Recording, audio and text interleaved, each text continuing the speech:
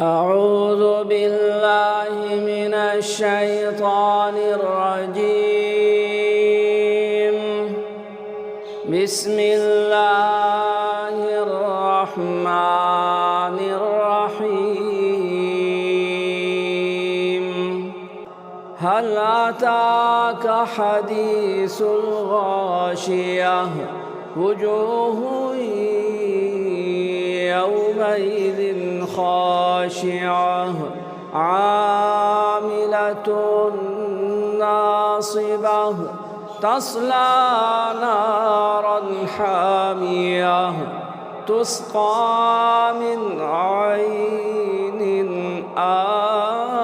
آنية ليس لهم طعام إلا من ضريع لا يسمن ولا يغني من جوع.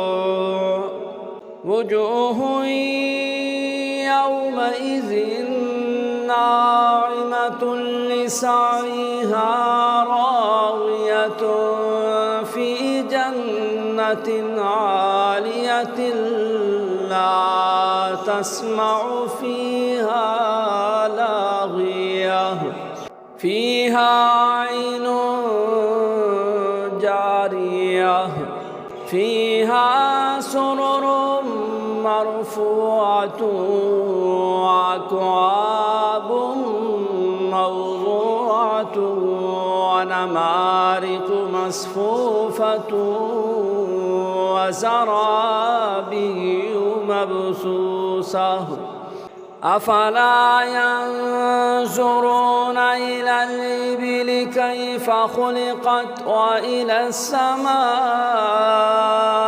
كيف رفعت وإلى الجبال كيف نصبت وإلى الأرض كيف سطحت فذكر إنما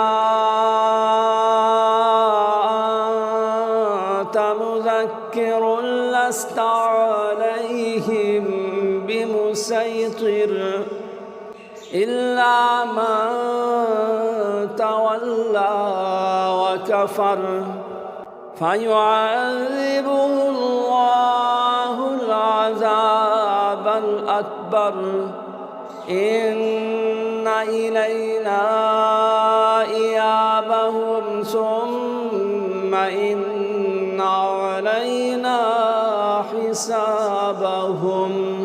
صدق الله العظيم.